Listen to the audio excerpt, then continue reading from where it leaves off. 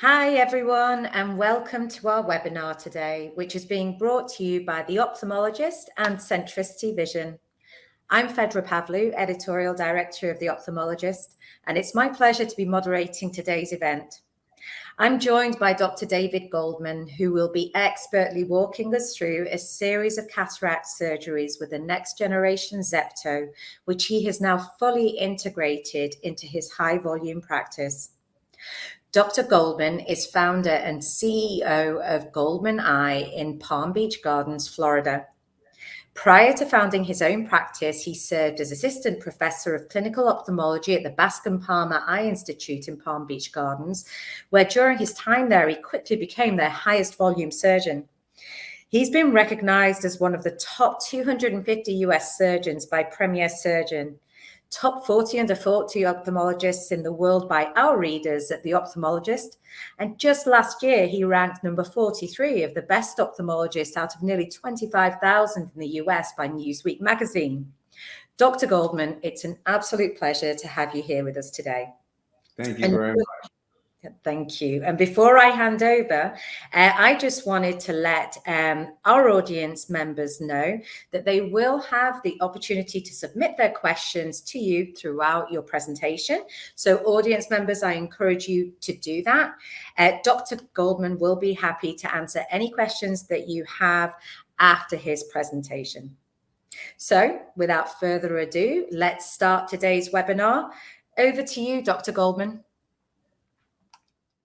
And thank you very much for that introduction. Now we're going to review some of the videos. This first case involves a monofocal lens. And for those of you unfamiliar with the technology, one of the nice advantages is that this is all done in the operating room. Sometimes with femtosecond technology, you have a separate room or a separate station you have to work from. But this is nice because you can stay in your traditional routine, traditional positioning, and the staff will hand over the handpiece for you when you're ready. I typically operate with a 2.4 millimeter incision, and you'll see that the ZEPTO device enters that incision fairly easily. It's preferable to use a second instrument for countertraction, just as I do here with my keratome incision. But you can see the staff that is prepping the device beside me. It's not something that really takes a lot of time. Looking under the microscope to make sure everything looks okay, we then push the actuator forward, which collapses the ring that you're able to implant it. And you see it enters through that incision very easily. And once it's in, you'll retract that same button to allow the ring to open. Once you've lined up in the proper center of the visual axis, you will ask your team for suction, which is being applied here. And once you have appropriate suction and those little air bubbles have gone away, you will activate the ZEPTO device. And it's really milliseconds. And you just saw that quick flash there.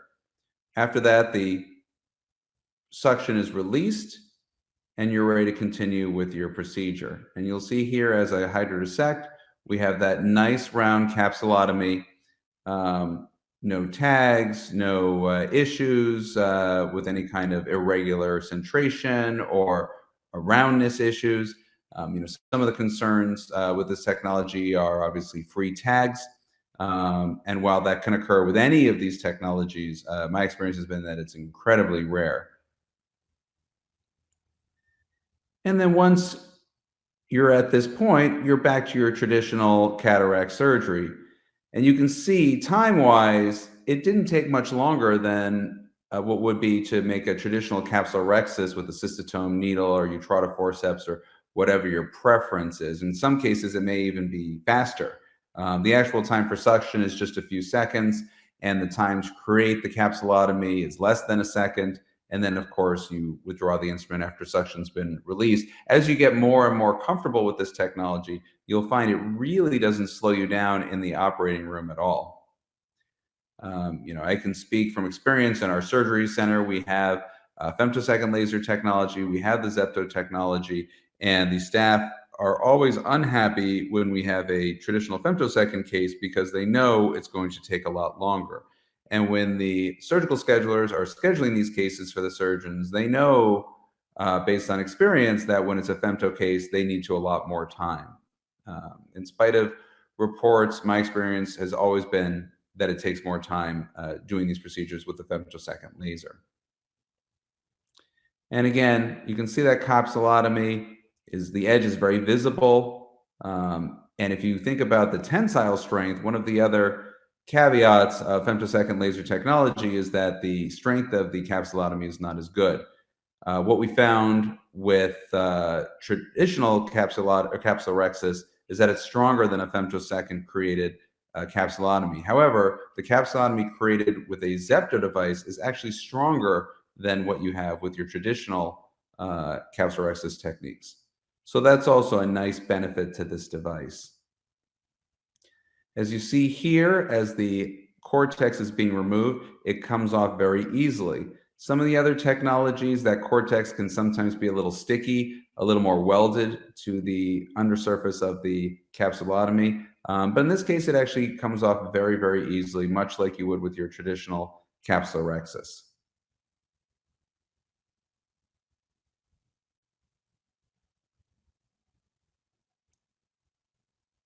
And then, of course, once all of your cortex is removed, we're simply going to reinflate the capsular bag, put a new lens in, and call it a day.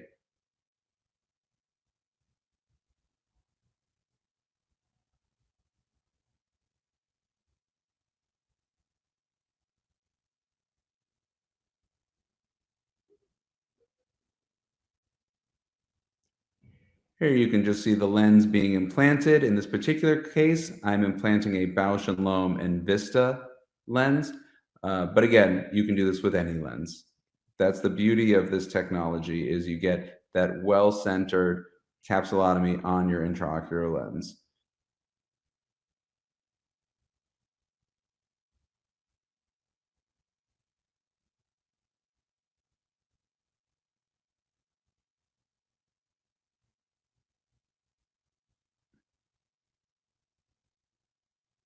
And then we just inject a little myocol. That's my own personal preference, just to get that dilation to wear off a little sooner at the end of the case.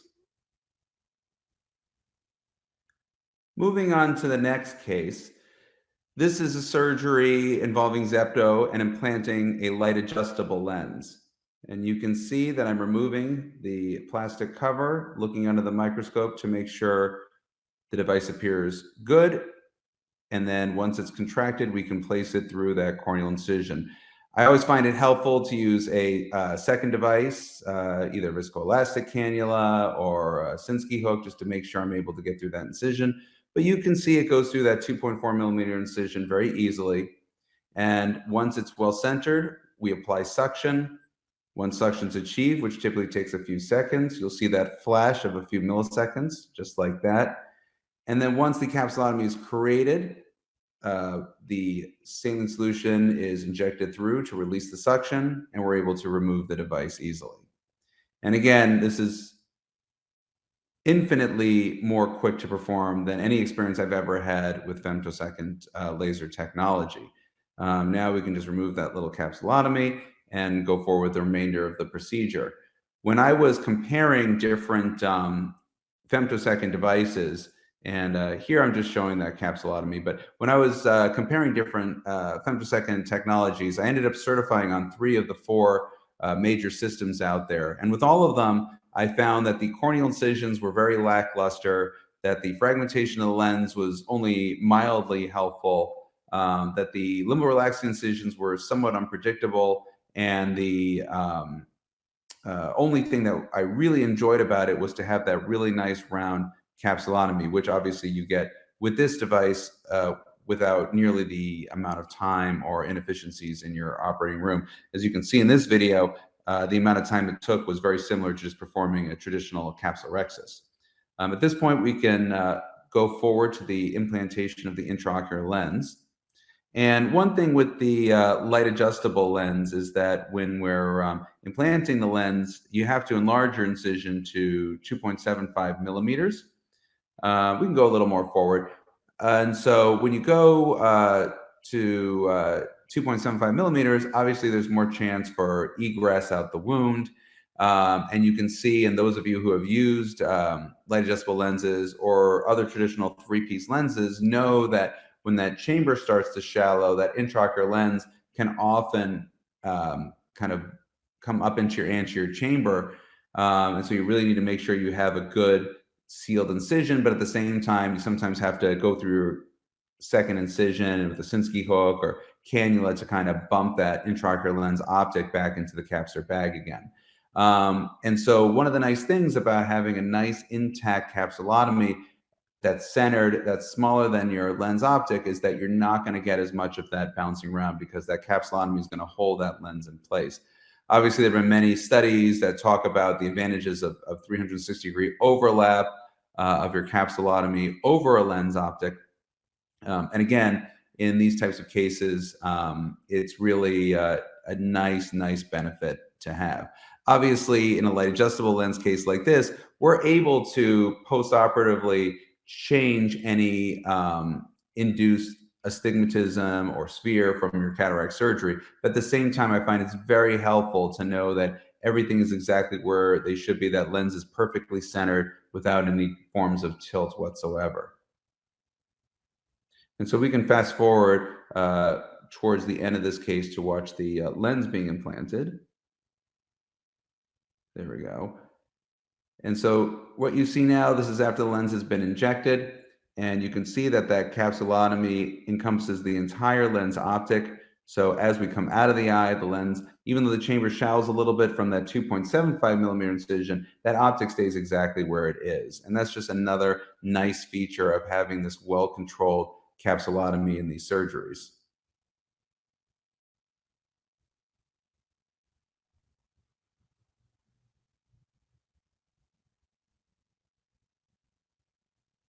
And again, when you're doing this the first few times, it may take a little longer because, as with any new device or instrument, you have to learn the technique. I will say, in my personal experience now, I find that using this device does not slow down the efficiency of my staff in the surgery center, nor does it slow me down. We can typically perform about 6 cataracts an hour via 2 rooms with a well-trained team. And with the introduction of ZEPTO, that stayed exactly the same. We have not seen any slowdown in our throughput whatsoever. And again, you just see how nicely that lens is well-centered in the eye, and the capsulotomy is well-centered as well. Now, in this case, I'm implanting a Dextenza implant at the very end of the case. Obviously, with any cataract surgery, it's important to treat with postoperative steroids, whatever your regimen may be. This is one device that I find is very helpful. It reduces the patient's need to use drops in the postoperative period, and it also helps with some dry eye issues. But again, when we're doing premium cataract surgery, we want to approach every aspect of the surgery, whether it's the phaco, the capsulotomy, the post-op regimen, as best we can. And so moving on to the next video, this is a case involving a toric lens. And in this case, we're supplementing it with aura to make sure we're in the proper access and power. I'll use aura in cases where the biometry is a little questionable. If the topography and IOL master don't completely align, this is kind of my deciding factor. So once again, in this case, we're using a 2.4 millimeter steel keratome blade to create our initial incision into the anterior chamber. And once we get the ZEPTO device, we'll remove the plastic cover, look under the scope to make sure everything is appropriate, and then we will push the actuator button forward to collapse the ring so we can implant it through that 2-4 incision. And I'll gently use counter traction, but you can see that through a 2-4 incision, it enters very easily. And then once we open the ring and ensure that it's properly centered, we'll engage suction. This can be done with a foot pedal, or staff can press a button on the device. I usually just call out to the staff to do it. And then once that button is pressed, the suction is built. Once suction is built, you'll be given a warning, which we can then actuate the ZEPTO device. And then once the suction is removed, we remove the device as seen there. And what we're left with is a perfectly centered capsulotomy. But what we're learning is with these femtosecond and ZEPTO technologies is that the actual capsulotomy tends to be slightly smaller at the conclusion of the case than what actually was predicted with our devices. And that's just across the board.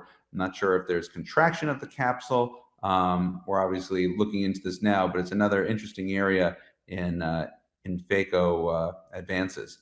So once that capsulotomy is performed, we can get down to business with our traditional cataract surgery techniques. I do typically quadrant or stop and chop technique, depending on the cataract density and type.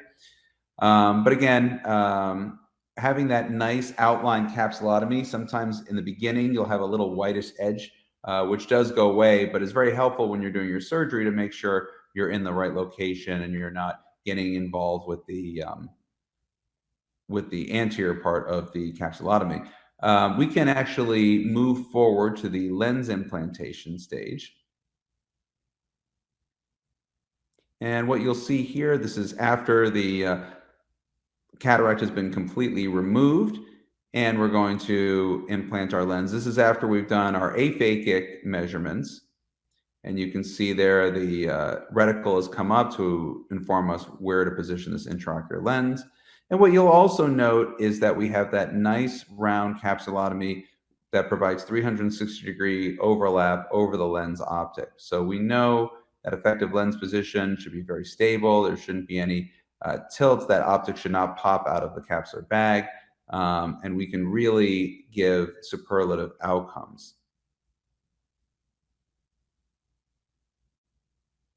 And again, while things like aura can certainly add a little time, I'm always about efficiency. So I minimize my use of the technology unless I think there's going to be a terrific benefit.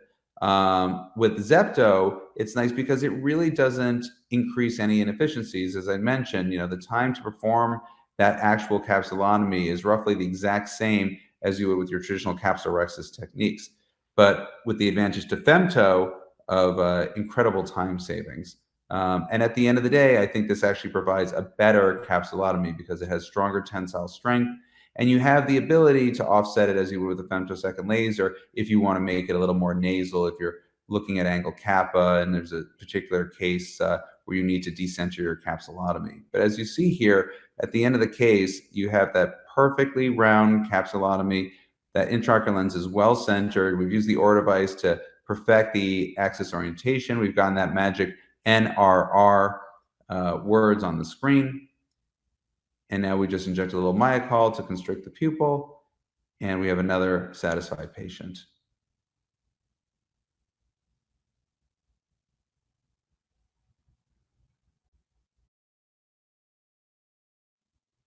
Okay, so moving on to the next video.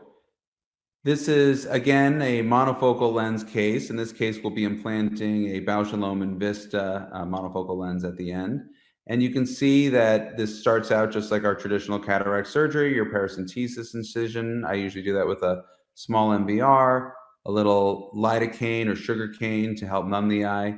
And then after the viscoelastics injected, we'll use our traditional 2.4 millimeter steel keratome blade to create a keratome incision into the anterior chamber.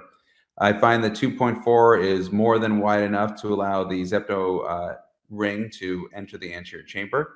And typically, I'll use that same second instrument, in this case, a viscoelastic cannula, as countertraction to put the ring in. After briefly making sure everything looks okay under the scope, you can see it contract, and then we'll get that countertraction going and place that within the eye. Once it's inside, we'll retract on the button to allow the ring to open up. We'll make sure it's well centered, and then we'll call for suction, as you see here. Once suction's been applied, it will give you the warning that you're ready for ZEPTO. And then, as you see there, the button's pressed, and ZEPTO is performed to create that perfect capsulotomy. Once that's performed, you'll see that fluid wave come through again as suction is released, and we'll withdraw the ZEPTO device from the eye. At this point, the case proceeds just like any other cataract surgery. Once again, we'll do a brief hydrodissection, and then we'll remove the rest of the lens material. We can advance forward to the insertion of the lens at the end of the case. And again, here you'll see now we're just filling up the eye with viscoelastic, and then we're injecting that lens within the eye. The nice thing about this is that you have that well-centered capsulotomy. You get that 360-degree overlap on the lens optic, so you don't get as much of that bounce of the lens towards the anterior chamber, and you know you're going to get good centration, not just XY, but also in the Z axis.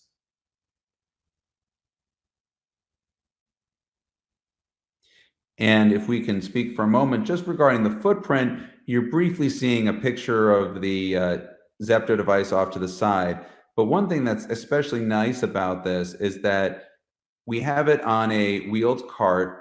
It's very, very small. The footprint is not large at all. And we can wheel this between rooms within, seconds, essentially. And setup does not take a long period of time. The staff became very comfortable with it after just a handful of cases. So this is something very easy to integrate into your operating room. And moving on to our next case, this is actually a patient that underwent bilateral same-day surgery with insertion of Alcon PanOptix intraocular lenses. One of the things, obviously, that comes up is the advantages and disadvantages of sequential same-day bilateral surgery. I am a fan of it. I don't do it a lot of the time, but I do think it's very beneficial for select patients. In this particular case, I thought it would be very helpful because of the patient's time constraints and financial constraints. So in this case, we're going to be implanting that Zapto through the 2.4 millimeter incision again. My keratome incision was a little near clear, so we have some hemorrhage from the perilimbal vessels. But once again, you see that it's able to enter the eye very easily, and gentle retraction allows the ring to open. I call for suction, and the button is pressed on the device. Within a few seconds, you'll see that suction is achieved, and then the button will be pressed again to activate the Zapto to perform capsulotomy, which occurs there in less than a second. After that, the suction is released, and the device is withdrawn from the eye. Again, when we're doing bilateral same-day surgery, we want to do everything we can to minimize risks of complications, and getting a perfect capsulotomy is just one nice thing to take out of the equation to not have to think about. Again, it does not take a lot of time. For me, it's approximately the exact same as it would take me to perform a traditional capsulorhexis. Once that capsulotomy is performed, you can see the lens is removed in your traditional technique. Because this was a softer lens, we're doing more of a rotation pinwheel type of technique. We can advance now to the lens insertion at the conclusion. And so you'll see once the lens is removed, the new intraocular lens is injected. Again, this is a multifocal intraocular lens, so we want to make sure centration is good. We want to make sure our corneas are as clear as possible, and we want to make sure the orientation of the lens is perfect as can be. So here we'll do our irrigation aspiration, and once again, you'll see that capsulotomy is well centered on the optic with 360 degrees of overlap over the lens optic. This lens should be well centered within the eye, but also at minimal risk of dislocation in the earlier postoperative period as well.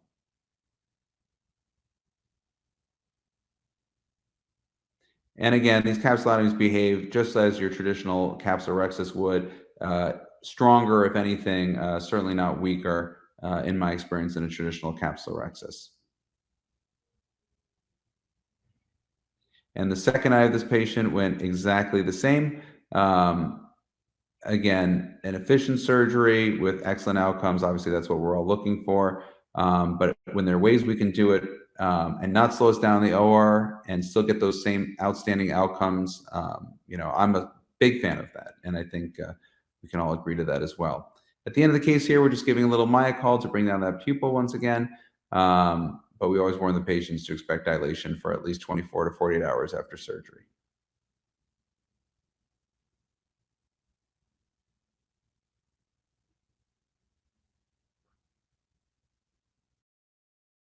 Thank you so much, Dr. Goldman. So let's jump straight into the Q&A. I've got some questions for you from our audience. So one of the things you referenced, your experience with femtosecond and kind of comparisons between femto and ZEPTO during your presentations. We've got a question from an audience member who is saying, you know, they are already using femto in their clinic. Why should they still consider adding ZEPTO to their clinic? What would you say? Sure. Well, I think there are multiple advantages to ZEPTO over femto, and currently I do zero femto cases anymore. We do have a femtosecond laser system at our surgery center, at both surgery centers that I've had privileges at, but I still use ZEPTO as my primary capsulotomy device for multiple reasons. One, it's less expensive, so your profit margins are better, or you're able to charge a lower fee for your patients if you prefer. Two, it's much more efficient. And I've heard doctors say, oh, femtosecond laser doesn't slow me down. That's just not true. Everywhere I've gone, every surgeon I've seen operate, it absolutely slows them down. There's extra time to get the patient in the room, to dock the laser, to actually perform the femtosecond laser ablations. And when we break down the different parts of the femtosecond laser, I don't see big advantages to the corneal incisions, and that includes the limbal relaxing incisions. You know, currently, at least in the United States, the lowest stigmatic correction we can do is 0.9 diopters with an Vista platform. Less than that, I can usually make my keratoma incision on axis. I make about 0.2 diopters of surgically induced astigmatism with my incision, and that can take care of just about everyone else. If you look at the nomograms that have been put out there for femtosecond lasers, and some of my good friends have put out some of those nomograms, they usually only go up to about 1.25 diopters of astigmatism. And that's because femtosecond laser created limbal relaxing incisions are just not as predictable as the manual ones we've had in the past, or especially as toric lenses. So the advantages of the corneal incisions are small. The capsulotomy is beneficial. However, the capsulotomy with the ZEPTO device has a stronger tensile strength. And then the fragmentation of the lens, while some people find it's helpful, for me, I don't find it's that advantageous, particularly because the cortex to me always seems a little more difficult to remove at the end of a femtosecond case. Again, with the ZEPTO case, it's very easy to remove the cortical material. So again, it's more efficient, it's less expensive, and outcomes, in my opinion, are equal, if not superior, to femtosecond technology. I forgot to mention, too, that when you perform a femtosecond laser ablation, there's studies that have shown people start to come down, the prostaglandin release occurs, so we know prostaglandins can cause iritis, can cause CME, et cetera, and to date that hasn't been found with the ZEPTO device. So many reasons why I prefer ZEPTO. And one last thing I would say is every once in a while you get into the operating room or you get into your pre-op area and the pupil is just not quite dilated as much as you'd like it to perform a femtosecond capsulotomy. Again, with the ZEPTO, you can either go under the iris or you can use your Malugin ring, iris hooks, whatever your preferred pupillary expansion device is, and then go straight ahead with your capsulotomy with the ZEPTO without really skipping a beat. So it's accessible to more patients as well. So a lot there for just one answer, but hopefully that kind of outlined the reasons why I prefer ZEPTO to femto, and even if you have a femto, why you may want to use the ZEPTO instead. Fantastic. Lots of compelling reasons there for sure. So thank you for that response, Dr. Goldman. So another question here is about payment. So can you speak to the payment pathway for ZEPTO for both the surgeons and ASCs? Sure. So it depends on what your arrangement is with your surgery center. For me, because we already had a femtosecond laser, the surgery center, which is corporate owned, was not interested in purchasing another device for performing capsulotomy. But the nice thing is the ZEPTO unit is not expensive, so I just simply purchase it myself. And one of the benefits of private practice, you really like something, you think it's going to value add to your practice, you just get it. And again, the price was not a barrier, so we purchased the ZEPTO for our practice.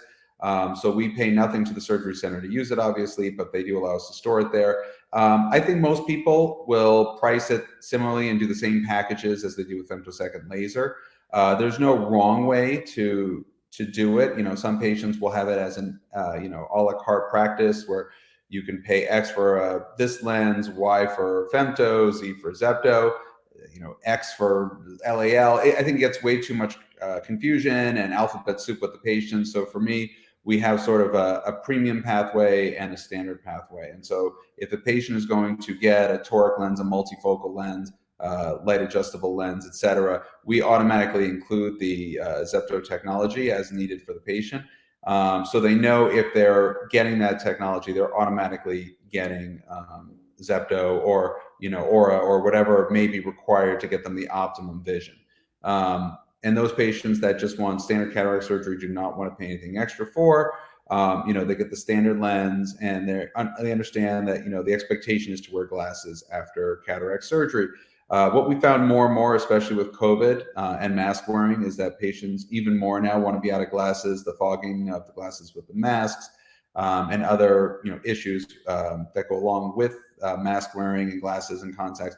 More and more patients are actually electing to upgrade to toric packages, multifocal packages, light adjustable packages, etc. And with that, we bundle in the price of the ZEPTO technology. Perfect. Thank you so much for such a comprehensive answer. That's really helpful. And just moving on to the learning curve, actually, you spoke a lot about efficiency during your presentation, and you also, you referenced efficiency gains once a learning curve has obviously been undergone by yourself and by your team. Can you give a rough idea of what that learning curve might look like for the surgeon and the staff with ZEPTO? Yes, of course. So to begin, the company is excellent about providing online training as well as, which will just give you a little idea of what to expect before you go into the operating room. And then they'll have surgical reps with you in the OR guiding you and your staff the whole way through. And I've worked with several of them. They're all outstanding. And they really take the time to make sure everyone is very, very comfortable. As far as the staff goes, they became very fluent with it almost instantaneously. They're used to having to, move the patients and wheel them back and forth into the femtosecond laser room. They are extremely happy that I'm using ZEPTO and not femto and not slowing them down anymore. As far as the surgeon perspective, it was literally a handful of cases before I felt very, very comfortable with this. There's not a lot of moving parts here. It's not a different motion than what we're used to doing with cataract surgery. You're just going through your traditional, keratome incision, and you're retracting the ring before you're entering the eye, and then you're pulling back just to open up the ring, make sure you're centered, call for suction, and then everything else is pretty much automated. They do also have a foot pedal if you'd like to control the suction step yourself.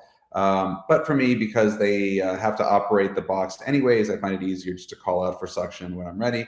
And again, it literally takes a matter of seconds to do the entire procedure as far as the ZEPTO portion is concerned, as you saw in the videos. And it's really, really straightforward. I would not discourage anyone if you feel like this is something you can't do. You can definitely do this. This is something that's very attainable. Perfect, thanks. Okay, so from one of our audience members, I've got a 3-part question for you. So this audience member is saying that they use a 2.2 millimeter incision. Would they have to enlarge it to use ZEPTO? No, so you can go through, I personally go through a 2.4 millimeter incision, but you can absolutely go through a 2.2 millimeter incision. I tried, we're always racing to see how small we can get with our incisions.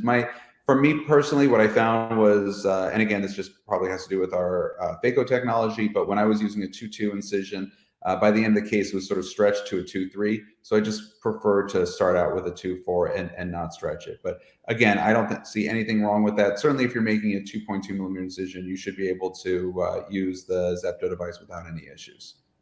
Great. And same audience members just asking, what do you know about the capsulotomy strength? And is it superior with ZEPTO? What's your experience? Yes. So there have been a lot of studies, and I mentioned this briefly before, comparing manual capsulotomies to femtosecond laser technology. And they found that the strength of the femtosecond laser created capsulotomy is not as strong as a manual capsulotomy.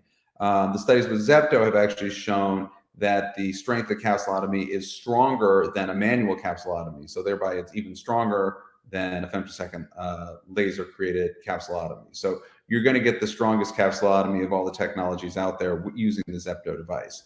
I've also experienced this, doing IOL exchanges. Patients will be referred in for dislocated lenses or IOL exchanges for dysphotopsias and other such adverse events. And when we do a lens exchange on those patients, you can always tell if they've had a femtosecond laser, because that anterior capsulotomy is almost glued right on the surface of the intraocular lens.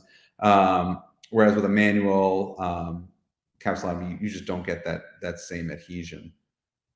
Great, thank you. And actually, finally, this audience member is also asking for an indication of the cost of the ZEPTO. Sure. So I'm not a representative, so I don't know the exact pricing right now. I'm sure your representatives could speak to it with more exact numbers. But the device itself is approximately $20,000, and then the disposable devices are, I think, a little under $200 each. Our femtosecond laser at our surgery center right now is roughly almost $400 per click. So it's significantly less cost per case. And obviously less cost just in terms of time savings per case too. If you were to add up the number of surgeries you do, and you really broke down the amount of time you spend on a femtosecond laser case versus a ZEPTO case, you could probably add a few additional cases to your OR days take the same amount of time, and once again come out significantly more profitable for your day. Perfect, thank you. I mean, in the videos, you could see your staff handing you the handpiece, but clearly ahead of all of that happening in the OR, there was some setup. So how long roughly does it take to set up the device before that moment when your staff gives you the handpiece? Yeah, less than a minute. Basically, we have the ZEPTO platform on a wheel table, so we can wheel it back and forth between the rooms. Basically, you bring it in the room, you plug it in, you turn it on, you plug in 2 or 3 pieces, and you're pretty much ready to go. It's less than a minute, and certainly nothing, again, that slows down the operating room operations. Compared to performing a manual capsulotomy, it's not statistically significantly longer, both with the setup or with the actual procedure. Obviously, they're usually setting up the room. I work out of 2 rooms and bounce between the 2 rooms. And obviously, part of that time is setting up ZEPTO, but it's a very, very small percentage of the time they're using to set up the room. Perfect. And just another practical question here. When you're using, what specifically are you looking for when you examine the ZEPTO just before inserting? Yeah, you're just looking at so what you could see in some of those videos is after you remove the plastic covering, you're looking under the microscope just to make sure there's no imperfections, factory defects with the ring itself. I've yet to ever see one, but it's been recommended by the company, so I always do that as part of my routine. But I've never actually had a case where I looked at the ring and saw some abnormality and said, let's open another one. Perfect. That's a really great question and answer to end on, Dr. Goldman. That's actually all about we have time for today. So I just want to assure audience members that any questions that were not answered today will be answered separately by email. I'd also like to reassure audience members that the webinar will be made available on demand on theophthalmologist.com soon. We'll also be emailing it out to everybody who registered, so please look out for it. Dr. Goldman, what an absolute pleasure. Thank you again for a fantastic presentation today. Wonderful to see inside your OR and you working so brilliantly with your patients. So thank you. Thanks for the opportunity. And special thanks also to Centricity Vision for sponsoring this event. And last, certainly not least, from all of us at The Ophthalmologist, I'd like to thank our audience members for joining us today and for submitting some great questions. So thank you very much. So all that's left for me to do is to say thanks again to all, to wish you all a pleasant remainder of your day. and to say goodbye from us all. Thank you again, Dr. Goldman. My pleasure. Thank you very much.